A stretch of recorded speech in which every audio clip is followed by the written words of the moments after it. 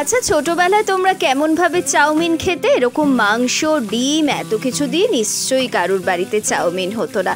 তবে বর্তমানে এখন আমাদের ফ্রিজের মধ্যে অনেক কিছুই থাকে। এই যেমন সলিড মাংসের পিসগুলো দিয়ে যে কি করা যায় সেটাই বুঝতে পারছিলাম না। হঠাৎই মনে পড়লো যদি একটা চাউমিন বানানো যায়, আর দিয়ে দিয়েছি সমস্ত রকম পছন্দের সবজি। খুব ভালো করে সবজি, মাংস, ডিমকে ভালো করে ভেজে নিয়েছি।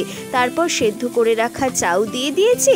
অনেকটা রান্নাটা তো এখানেই হয়ে গেল। নুন চিনি স্বাদ মতো দিয়ে ভালো করে নাড়াচাড়া করে 2 রকমের সস দিয়ে দিয়েছি, ব্যাস।